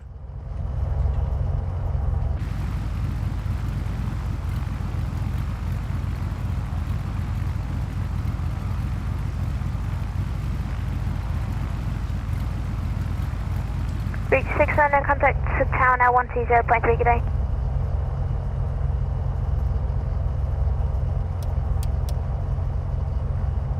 Reach 600, contact town at 120.3, good day. Part of the fun. Part of the fun. You know what, SNOR? You get used to it. Honestly, the more you... These people are so nice. Like, they're not out there to surprise or trap you or anything like that. Red 64, cross runway 24 on Sierra, continue taxi via Sierra. Cross 24 on Sierra to taxi via Sierra, Red 64, thank you. Probably ground, just to let you know, Delta 4927, we are starting to push back. Oh man, too much, too much. Delta 4927, just caution the JetBlue. So when you're doing you just gotta remember SN0R Romeo. Is when you're doing VATSIM, it's just a matter of remember, these are normal people. There's no laws that you're violating here. There's no... Hold position, once you clear the hold, bars, hold position for traffic. Holding position for traffic, Red 64. Level 5276, area frequency. I have my signal on. My signal's on. Delta 4927, is it normal for your plane to just shut off during pushback? Negative. Alright. Butternips is not wrong there. Same happens with 1294. Did you guys have your APUs running? He's trying to troubleshoot it.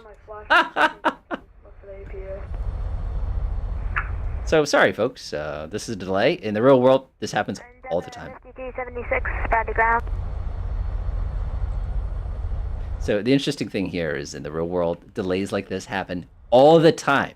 This is so realistic. I'm even going to pull out my little red handle here and lean my mixture to be a little more realistic here. Yeah, so what Butternips is alluding to, by the way, is when you do get your instrument ratings. Endeavour 5276, spread the ground. One of the interesting things that happens is you'll be sitting there, and insanely what will happen is you'll get these massive clearance in the air, and there's like 1,000 things to remember, and you're fighting turbulence, and you're flying the plane, and something's going wrong, and you're doing this, and you're trying to set up for landing, and you're trying to get the tablet, and you have to get it all right. Red 64, I do apologize. I don't have contact with the aircraft in front of me. I'm trying to gain contact, sorry. And copy for 64. Endeavour 5276, spread the ground. I have my signal on. My signal is on. So a fun ground story is one of the things that had happened to me one time. Is we're coming up to runway. This is Hartford. Coming to runway 20 on Alpha. And one of the things that happened, of course, is we suddenly get a call, and they say, hold short, it's going to be a while. Because somebody had an instrument approach. He's moving. He had an instrument approach. 5276, spread the ground. Ground Endeavour 5276, making a left on Charlie. Endeavour 5276, hello. Assuming you're going to the terminal. Yes, sir. And Endeavour 5276, you can totally be to the terminal via Sierra. I'm going to jack this. That was weird. That was weird. I'm going to get continued taxi in about half a second here. Red 64, after the Endeavour 5276, you can continue taxi via Sierra, sorry for the right. Continue taxi via Sierra. We have the traffic in sight, Red 64. Let's go. That voice is familiar. Hello, Marco. What? What is going on?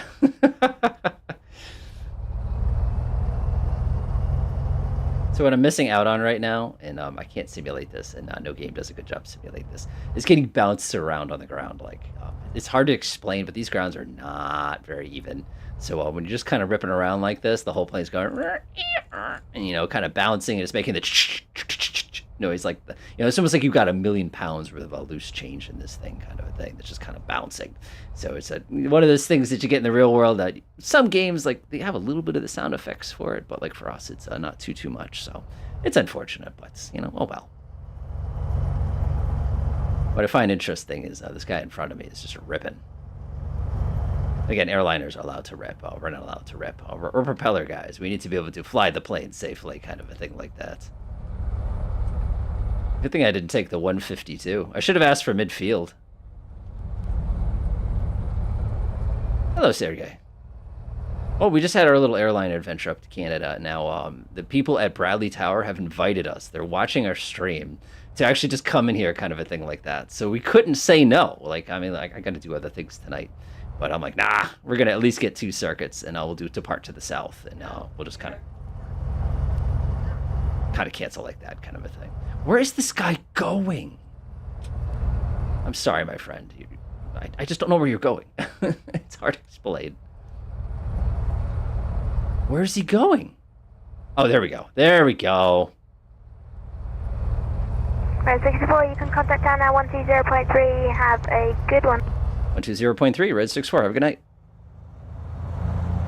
You too.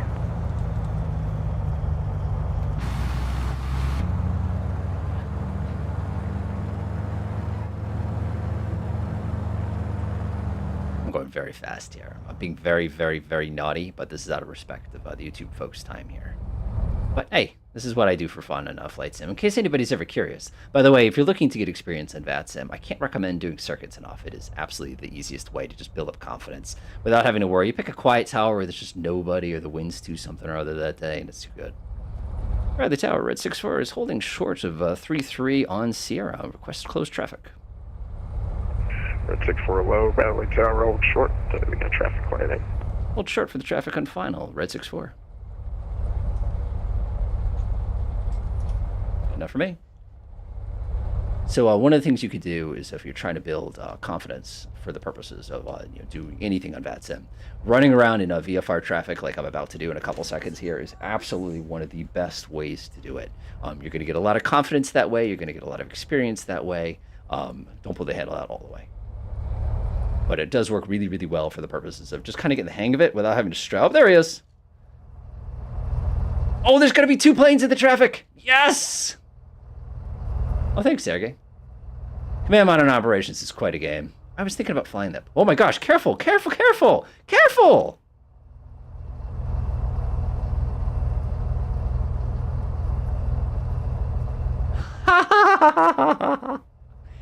That's so full circle. So, wow. That is, I'm honored. Thank you, Marco. Sorry about getting in your way there. My bad. My bad.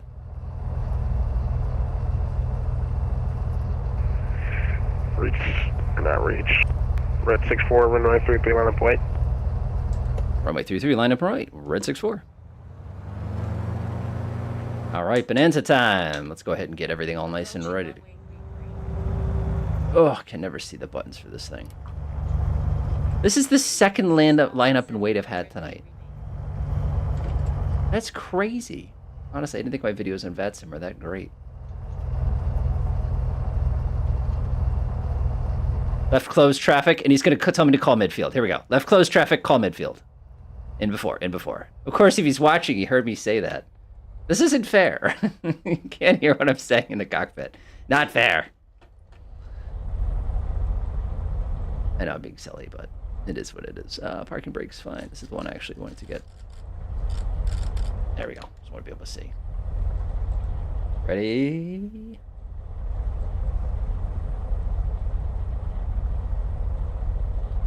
This is so weird. I can't imagine that the person who's watching me is the person who's watching. I'm watching that person. It's kind of meta.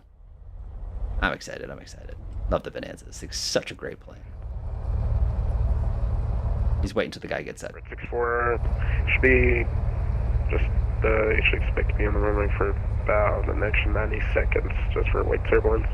All right, I'm expecting 90 seconds, Red 64. Parking brake on. All right, so while this is going, let's go ahead and do a couple things I like to do if I'm doing circuit stuff. One of the things I will do is I will actually set this thing as lined up as I positively absolutely can with the actual runway itself. The next thing that a lot of people like to do is actually like to set the wind so it's kind of at an angle so people are able to kind of see that a little bit better to make it easier for them for that particular purpose, which works well. Another thing I like to do whenever I'm doing circuits is you have this lovely thing called a cow flap. You're going to want to pull this all the way out, and you're probably going to be leaving it out the entire flight, honestly. You're never really going to get an opportunity to do it.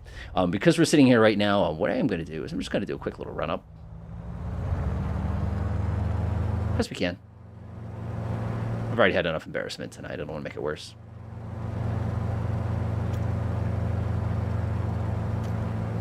Might as well do something for the 90 seconds.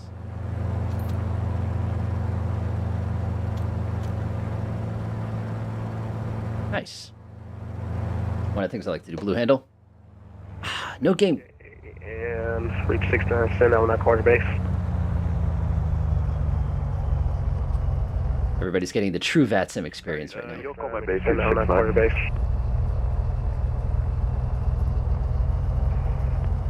Red 64, hello. Bradley Tower, Red 64. Okay, Red 64, make left close traffic when 34015 goes to 4 runway 33, clear for takeoff. Runway 33, clear for takeoff. Red 64, make a left close to traffic. And Red 69, just confirm, extend out, not quarter base. Yeah, you'll call my base 369. Okay. Yeah. Whoa, that's a strong wind. This was a bad idea.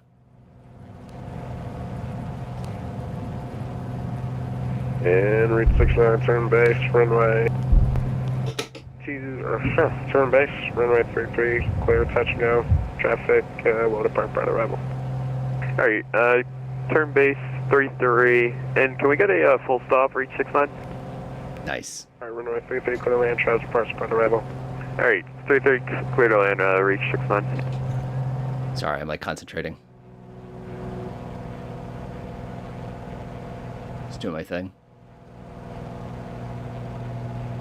600. 700. I love that little diagram on the GPS to my right. 800. Here we go. And at 1,200 feet. Isn't that awesome?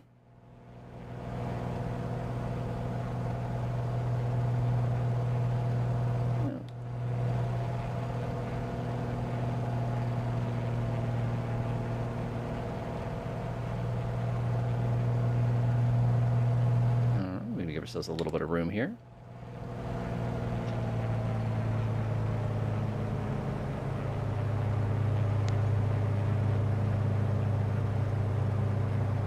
A lot of times what I'll do too is I'll leave the wheels down. Inside out moves. Inside out moves.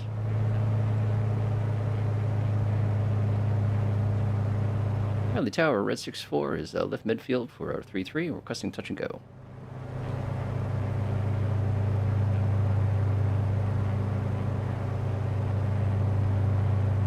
If I had to guess, he's gonna give us a really, really extended base.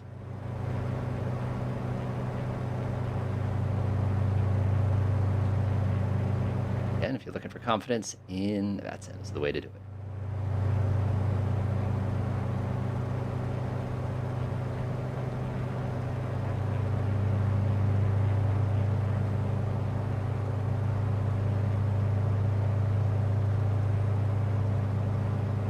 Mind is not giving us anything.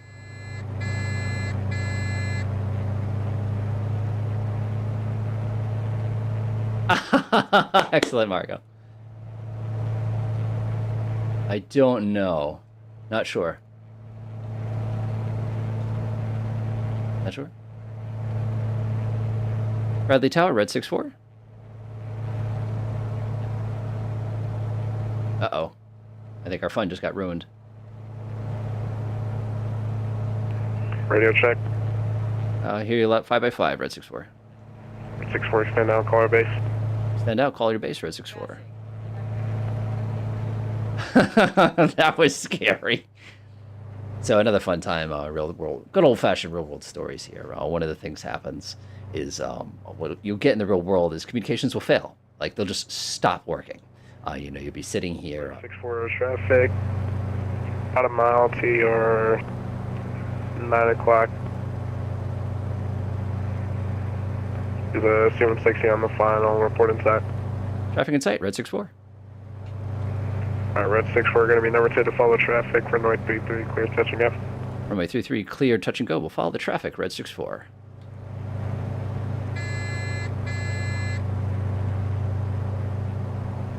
Now, this is what happens in the real world is you can't see the traffic. Like, you see him for a second and then you lose him. This is great. This is fun. I'm glad I came by. See him? All right. Lost him. Lost him. Where'd he go? Where did he go? Okay, I'm just going to do a big S turn as I look for him here.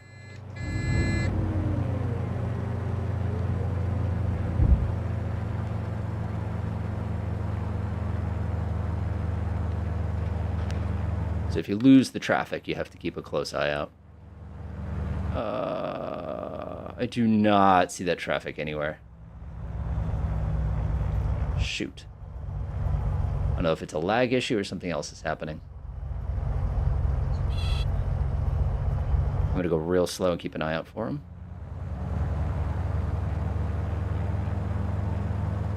Okay, when in doubt, ask. Bradley Tower, Red 64 has lost sight of the traffic. Red 64 should be fine. Traffic's no factor. Traffic no factor, Red 64. Oh, we just got his beacon. Thank you. Red 69 coming around for now, see it. Got it. This is real world stuff here. Notice, by the way, we had a 45-mile base there.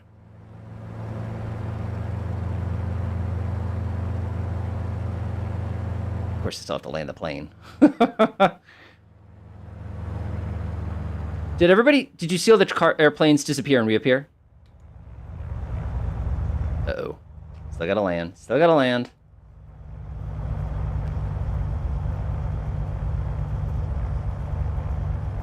All right, landing gear down. Gas undercarriage, mission propel, flaps, light speed. We're good to go.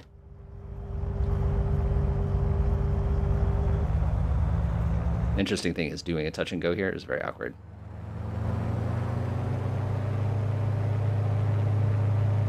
Here's somebody who's played with planes with constant speed propellers. You push it forward and just wait. Don't do anything. Just wait, and all of a sudden it'll be at the correct power. All right, looks pretty good to me. Looks pretty good to me.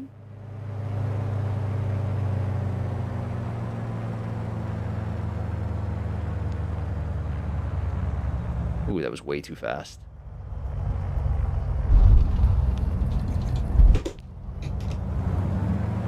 Let's go. And back up again.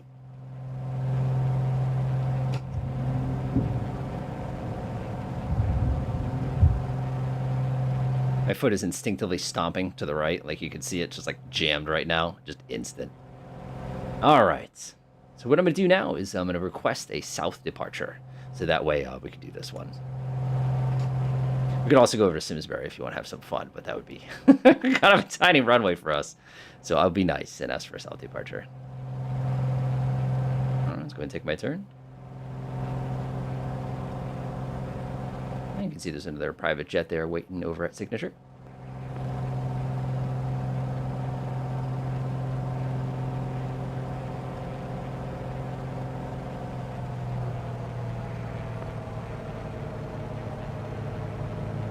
Bradley Tower, Red 64, request south departure if possible.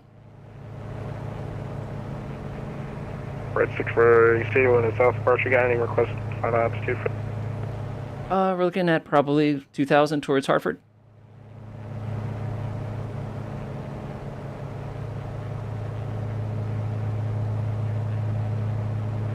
Alright, Red 64, maintain VFR below 2,000 and can proceed on course.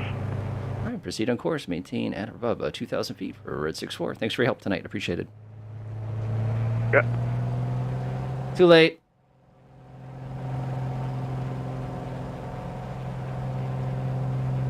Ah! So now when we depart to the south, we're just going to go do a little 45-degree angle.